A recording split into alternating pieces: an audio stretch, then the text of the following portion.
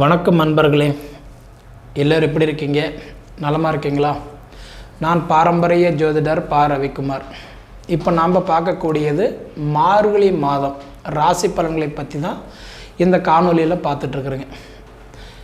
நிகழும் மங்களகரமான சோபகிருது வருடம் மார்கழி மாதம் 1ஆம் தேதி ஞாயிற்றுக்கிழமை அதிகாலையில் அவிட்ட நட்சத்திரம் 1ஆம் பாதம் மகர ராசியில் விருச்சிக லக்னத்தில் தாங்க இந்த மாதம் பிறக்கப்படுது.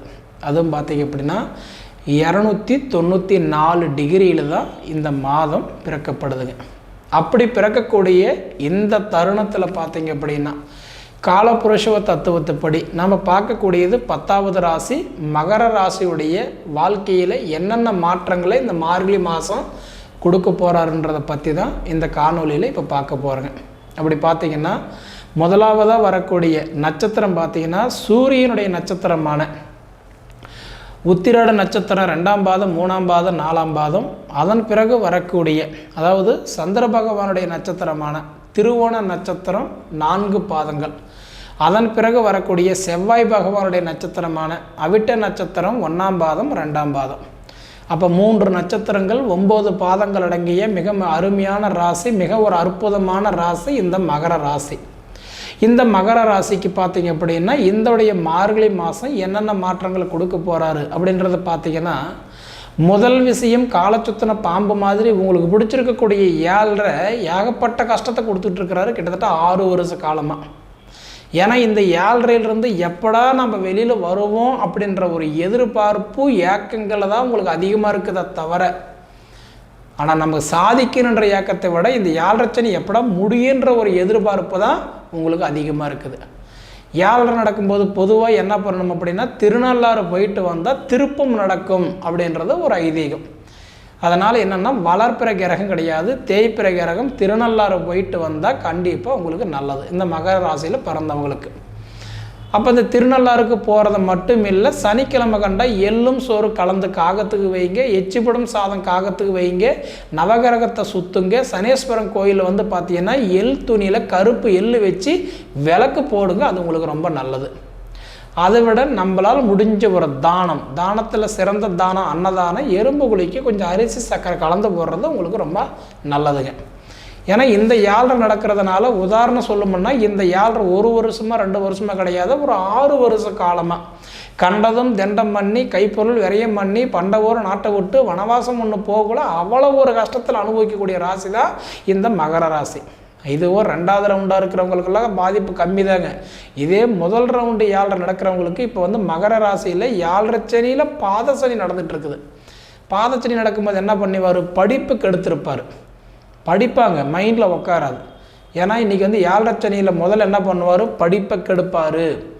அப்படி கெடுத்துக்கிட்டு இருந்தவங்களுக்கு வந்து பார்த்திங்கன்னா இந்த மாதத்துக்கு மேலே ஓரளவுக்கு படிப்பு கொஞ்சம் நல்லா இருக்குன்னு சொல்லிக்கலாம். அதே மாதிரி ஏழரை சனியில் அடுத்து என்ன பண்ணுவார், குடும்பத்துக்குள்ளார தொழில் துறையை லாக் பண்ணுவார். என்ன பண்ணுவார், என்ன தான் நம்ம வந்து கட்டன்றதை முயற்சி பண்ணாலும் தொழிலில் ஒரு வருமானம் இல்லை. அப்படியே வருமானம் இருந்தாலும் சம்பாதிச்சா மற்றவங்க கையில் தூக்கி கொடுத்துட்டு வெறுங்கையை வீசிட்டு வரக்கூடிய நிலைமை தான். இல்லை ஒருத்தருட நம்ம வேலைக்கு போய் சேர்ந்து சம்பளம் வாங்குறோம் அப்படின்னா நம்ம நேரம் முதலாளிகளுக்கு சம்பாரித்து கொடுப்போமா தவிர நம்ம சம்பாரித்து சாதிச்சிருக்க மாட்டோம். ஏன்னா இது வரைக்கும் எப்படின்னா மாடு கறக்க பூனை குடிக்க கரெக்டாக இருக்குதுன்னு சொல்லிக்கலாம். எவ்வளோ சம்பாரிச்சாலும் 1 ரூபா வீட்டில் இல்லை. நகை நட்டு இருந்தால் அடுமனை வைக்கலாமா, விற்று சாப்பிடலாமா, கொடுத்த காசு வாங்க முடியல, வாங்கின கடனை கட்ட முடியல, வச்சு கடனை திருப்ப முடியல. அந்த மாதிரி நிலைமை தான் இந்த மகர ராசிக்காரங்களுக்கு. மொத்தத்தில் இப்போ எப்படி இருக்குதுன்னா மதுனு மேலே இருக்கக்கூடிய பூனை மாதிரி எதை சாப்பிட்டா நம்ம பெத்தம் தெளியுமோ அப்படின்ற நிலைமையில் இருக்கக்கூடிய ராசி தான் இந்த மகர ராசி. ஆல்ரெடி கிட்டத்தட்ட இந்த 6 வருஷ காலமாக பார்த்தீங்கன்னா படாத அவஸ்தைப்பட்டுட்டீங்க. கொஞ்சம் நஞ்ச கஷ்டம் இல்லை. இன்றைக்கி சொந்த வீட்டு விட்டு வாடகை வீட்டுக்கு வந்திருக்கணும், 2வது சொந்த தொழில் இழந்திருக்கணும், நகை நட்டு அழிச்சிருக்கணும், வண்டி வாகனன்றது விற்றுருக்கணும். மொத்தத்தில் இன்றைக்கி வந்து எல்லாம் இழந்துட்டு எல்லாம் இருந்து ஒரு அனாதை போல் வாழக்கூடிய ஒரு நேரம் தான் இன்றைக்கி இந்த மகர ராசிக்கு இந்த ஏழரையில் அவ்வளோ அவஸ்தை. நடந்தது போகட்டுங்க, சரி இதுக்கு மேலேயாவது எங்களுக்கு எப்படி இருக்கும், நல்லது கொடுத்துருவாரா அப்படின்னு பார்த்தீங்கன்னா இந்த மகர ராசிக்கு இந்த அக்டோபர் மாதம் 30ஆம் தேதி இந்த ராகு கேது பயிற்சினார் பார்த்தீங்களா, அந்த ராகு கேது பயிற்சி தான் இப்போ உங்களுக்கு சப்போர்ட்டாக இருக்குது. ஏன்னா மேசத்தில் இருக்கக்கூடிய ராகு பகவான் மீன ராசிக்கு வந்து ராகு கேதுடைய பார்வை 3, 7, 11ஆம் இடத்தை பார்க்குறாரு. ராக்கேதுடைய பார்வைனா 3, 7, 11 தான். அப்போ 3ஆம் இடமா மீன ராசியிலிருந்து யார் பார்க்குறாரு? உங்கள் ராசி பார்க்குறாரு. அப்போ 3ஆம் இடமா ராகு உங்களை பார்க்கும்போது என்ன சொல்லுவாங்க? ராகை போல கொடுப்பார் இல்லை, கேதை போல கெடுப்பார் இல்லை. அப்போ அந்த ராகு பகவான் 3ஆம் இடமா உங்கள் ராசி பார்க்கறதுனால நிச்சயம் இதுக்கு மேலே ஓரளவுக்கு உங்களுக்கு தொழிலில் நிம்மதி கிடைக்கும், ஓரளவுக்கு மாற்றங்கள் கிடைக்கும். இதுக்கு முன்னாடி இருந்ததுக்கு கொஞ்சம் பரவாயில்ல சாமி அப்படின்னு சொல்கிற அளவுக்கு ஒரு தொழில் மாற்றத்தை கண்டிப்பாக கொடுத்துருவார். இதை போக உங்களோட அமைப்புக்கு பார்த்தீங்கன்னா இப்போ ராகு கேதுடைய பார்வையும் வாங்கியிருக்கிறீங்க. 7.5 சனி இப்போ முடிகிற கண்டிஷன் இருக்கிறதுனால முடிஞ்ச வரைக்கும் நான் சொன்ன மாதிரி திருநள்ளாறு போயிட்டு வந்தால் கொஞ்சம் நல்லது.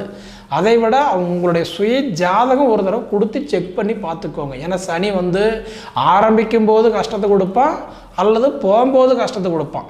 அதனால் இப்போ போகும்போது உங்களுக்கு எப்படி இருக்கும் அப்படின்றது ஒரு தடவை செக் பண்ணிக்கோங்க. ஏன்னா அதுக்கு தகுந்த மாதிரி நீங்கள் கொஞ்சம் பாதுகாப்பாக ஒரு எச்சரிக்கையாக இருந்துக்குவீங்க இல்லைங்களா? அதனால் கொஞ்சம் உங்கள் சுய ஜாதகம் நல்லா இருக்கா இல்லையா ஒரு தடவை பார்த்துக்கிடுங்க, சரிங்களா? இதை தவிர பார்த்தீங்க அப்படின்னா இன்றைக்கி பார்க்கும்போது 1ஆம் பாவகத்துக்கும் 2ஆம் பாவகத்துக்கு அதிபதினு சொல்லக்கூடியவர் யார்? சனி. அவரும் 2ஆம் இடத்துல இப்போ ஆட்சியாக இருக்கிறார் கும்பராசிலேயே. அப்போ கும்பத்திலேயே அவர் ஆட்சியாக இருக்கும்போது என்ன ஆகுதுன்னா 7.5 அவர் கும்பத்தில் ஜென்மச்சனியில் இருக்கிறார். அதில் என்ன சொல்லுவாங்க? ஜென்மத்தில் வந்த சனி செருப்பால் அடித்தாலும் போகாது. அப்போ உங்கள் வீட்டுக்கு சனி பகவானை தான் ஆட்சியாக இருக்கிறதுனால, அதிபதியாக இருக்கிறதுனால தான் உங்களுக்கு தெரியல. ஆனால் இதே மற்றபடி பார்த்தீங்கன்னா வேறு வீட்டில் சனி பகவான் நீங்கள் 7 சனி பிடிச்சிருந்தா இன்னும் ஏகப்பட்ட கஷ்டத்தை கொடுத்துருப்பார். ஏன்னா உங்கள் வீட்டுக்கு அதிபதியாக சனி தானே. சனி பகவானை சனி பிடிச்சிருக்கிறதுனால ஒன்றும் பெருசாக தெரிவிக்கலைன்றது தான் உண்மை. அடுத்தபடி பார்த்தீங்கன்னா 3ஆம் பாவகத்துக்கும் இன்றைக்கி பார்த்தீங்க அப்படின்னா 12ஆம் பாவகத்துக்கு அதிபதினு சொல்லக்கூடியவர் யாருன்னா குரு. அந்த குரு பகவான் எத்தனாம் இடத்துல இருக்கிறாரு? இப்போ 4ஆம் இடத்துல இருக்கிறார். 4ஆம் இடம்ன்றது யார்? மாதிரி ஸ்தானத்தை பார்க்குறாரு. மாதிரி ஸ்தானம்னா யார்? தாயை பார்க்குறாரு. தாயை பார்க்கறதுனால 7.5 சனி இருக்கும்போது தாயை பார்த்தா தாய்க்கு அடிக்கடி உடல் உபாதை கொடுப்பார். மூட்டு தேய்மானம், கண்ணுக்கு சம்மந்தப்பட்ட பிரச்சனை, 2வது கைகால் வலி, அதாவது எலும்பு தேய்மானம், கண்ணுக்கு தெரியாமல் கிருமிகள் மாதிரி எப்போ பார்த்தாலும் கை வலிக்குது, கால் வலிக்குது, உடம்பு வலிக்குது, ஏதோ ஒரு வகையில் சொல்லிட்டு தான் இருப்பாங்க. அந்த மாதிரி நேரம் தான் இப்போ பார்க்குறாரு. ஏன்னா உங்கள் ராசி 4ஆம் இடம் தாயை பார்க்கறதுனால, மாதிருஸ்தானத்தில் குரு உட்காந்துருக்கிறதுனால அம்மாவுக்கு சின்ன சின்ன உபாதைகளை கொடுத்துக்கிட்டு தான் இருப்பார். அம்மா ஜாதகம் நல்லா இருந்தால் பாதிப்பில்லை. ஏன்னா ஒருத்தருடைய ஆயுள், தொழில் இது ரெண்டுமே அவங்க ஜாதகத்தில் தான் தெரியும். இதை தவிர இன்றைக்கி பார்த்தீங்க அப்படின்னா 4ஆம் பாவகத்துக்கும் 11ஆம் பாவகத்துக்கு அதிபதினு சொல்லக்கூடியவர் யாருன்னா செவ்வாய். அவர் தன் 11ஆம் இடத்துல ஆட்சியாக இருக்கிறார். அவர் அப்போ தன் சொந்த வீட்டில் ஆட்சியாக இருக்கிறார். அப்படி ஆட்சியாக இருந்து என்ன பண்ணுறாரு அப்படின்னா இந்த நவம்பர் மாதம் 11ஆம் தேதி வரைக்கும் என்ன பண்ணுறாருன்னா அவர் தன் சொந்த வீட்டில் தான் இருப்பார். அப்போ 11ஆம் தேதி என்ன பண்ணுறாருன்னா விருச்சிக ராசியில் இருந்து தனுசு ராசிக்கு குருவுடைய வீட்டுக்கு பகையாக உட்கார்றாரு. அப்போ என்ன பண்ணுவார்னா இந்த 11ஆம் தேதிக்கு முன்னாடி உங்களுக்கு பிரிஞ்ச சொந்தங்கள் ஒன்று சேரும். அதாவதுன்றது உறவுகள் கைக்கூடி வரும். 2வது என்ன அப்படின்னா இன்றைக்கி தன் குடும்பத்துக்குள்ளார மதிப்பு மரியாதை குறைஞ்சிருந்தால் ஓரளவுக்கு அது இன்க்ரீஸ் ஆகும், கூடும். அதெல்லாம் ஓரளவுக்கு நல்ல சப்போர்ட் கொடுக்கும். இதே போக பார்த்தீங்க அப்படின்னா 5ஆம் பாவகத்துக்கும் 10ஆம் பாவகத்துக்கும் அதிபதினு சொல்லக்கூடியவர் யார் அப்படின்னா சுக்கிர பகவான். அந்த சுக்கிரன் பகவான் 10ஆம் இடத்துல தொழில் ஸ்தானத்தில் உட்கார்றது தனி சிறப்பு. ஏன்னா 10ஆம் இடம்ன்றது சுய தொழில். அப்போ சுய தொழிலில் சுக்கிரன் உட்காந்துருக்கிறாருன்னா சுக்கிரன் யார்? கொடுக்குறது கூரை பிச்சுக்கிட்டு கொடுப்பானா சுக்கிரன். சுக்கிரன் வீட்டில் சுக்கிரன் ஆட்சியாக இருக்கிறார். மார்கழி மாதம் 9ஆம் தேதி வரைக்கும் தான் சுக்கிரன் துலா ராசியில் அவர் ஆட்சியாக தான் இருப்பார். அப்போ 11 அதாவது 9ஆம் தேதி என்ன பண்ணுறாரு? கட்டன்றது அவர் துலா ராசியிலிருந்து விருச்சிக ராசிக்கு நட்பில் உட்காந்துருவார்.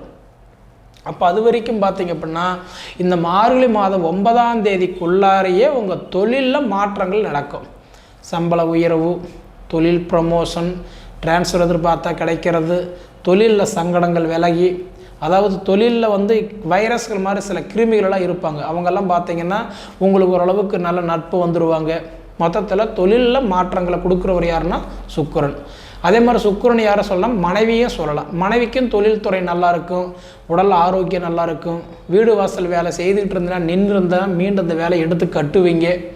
கடன் பிரச்சனை இருந்தால் ஓரளவுக்கு சால்வ் ஆகும். அதே போல் பூர்வீகத்தில் ஏதாவது வில்லங்கம் கேஸ் எல்லாம் இருந்தால் ஓரளவுக்கு சால்வ் ஆகும். இதை போக பார்த்தீங்கன்னா குடும்பத்துக்குள்ளார சங்கடங்கள் இருந்தால் ஓரளவுக்கு சரியாயிடும். ஏன்னா இதுக்கு முன்னாடி சங்கடங்கள் வரும், எப்படி வருது எப்போ முடியுதுனால சொல்ல முடியாது. இதில் யாராவது ஒருத்தர் தாழ்ந்து போனதுனால ஒன்றும் பெருசாக தெரியலன்றது தான் உண்மை.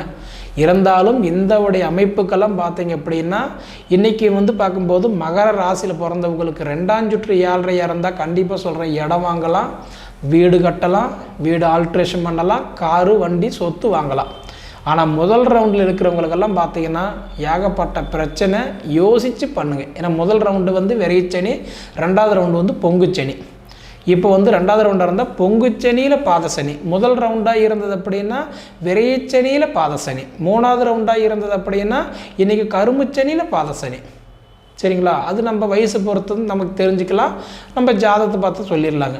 அதுபோல் இன்றைக்கி முதல் ரவுண்டாக இருக்கிறவங்களுக்கெல்லாம் கொஞ்சம் ஜாக்கிரதையாக இருக்கணும். ஏன்னா வண்டி வாகனத்தில் கொஞ்சம் பார்த்து போகணும், நண்பர்கள்கிட்ட ஜாக்கிரதையாக இருக்கணும், ஃப்ரெண்ட்ஷிப்பு பெண்கள் வகையில் கொஞ்சம் ஜாக்கிரதையாக இருக்கணும். அதை விட பார்த்தீங்கன்னா காசு பணத்தில் கொஞ்சம் ஜாக்கிரதையாக இருந்தால் நல்லது. இல்லை அப்படின்னா மற்றவங்க செய்கிற பிரச்சனைக்கு நம்ம தண்டனை அனுபவிக்கிற அளவுக்கு வாய்ப்பு இருக்குது. பொதுவாக சொல்லணும்னா இந்த உடைய மாதம் மார்கழி மாதன்றதை பார்த்தோன்னா மார்கழி மாதத்தில் சில நட்பு நல்லது கொடுக்கக்கூடியதாக இருந்தாலும் உங்களுக்கு மெயின் பாதிப்பு அந்த 7.5 ஒன்று தான். அந்த 7.5 சனிக்கு தான் முன்னே சொன்னேன், நவகிரகத்தை சுற்றுங்க, திருநள்ளாறு போயிட்டு வாங்க, 2வது சனி பகவானுக்கு போய் ஏதாவது நெய் தீப்பை விளக்கு போட்டு வாங்க, நல்லாயிருக்கும். சரிங்களா?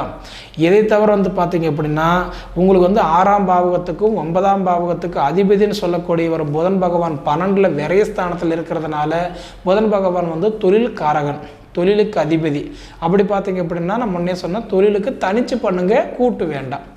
இதை போக பார்த்தீங்க அப்படின்னா 8ஆம் பாவகத்துக்கு அதிபதி யாருன்னா சூரியன், அவரும் 12ஆம் இடத்துல விரைஸ்தானத்தில் இருக்கிறதுனால ஜாதகனுக்கும் மனைவிக்கும், ஜாதகருக்கும் தந்தைக்கு, ஜாதகருக்கு தாய்க்கு 3 பேர்த்துக்குள்ளார பார்த்தீங்கன்னா வீண் வாதம் விவகாரங்களும் சங்கட செலுப்பெல்லாம் வரும். ஜாதகருக்கு பிள்ளைங்களுக்கு இது போலெல்லாம் கொஞ்சம் குடும்பத்தில் அடிக்கடி கொஞ்சம் வாக்குவாதங்கள் எல்லாம் வரும். கொஞ்சம் விட்டு கொடுத்து போனேன்னா பாதிப்பு கொஞ்சம் குறையிறதுக்கு வாய்ப்பு இருக்குது. அதுபோக பார்த்தீங்க அப்படின்னா இப்போதைக்கு பார்த்தீங்கன்னா 2ஆவது ரவுண்டாக இருந்ததுன்னா கண்டிப்பாக நம்ம முன்ன சொன்ன மாதிரி தொழில் தொடங்குறதுலாம் தப்பு இல்லை.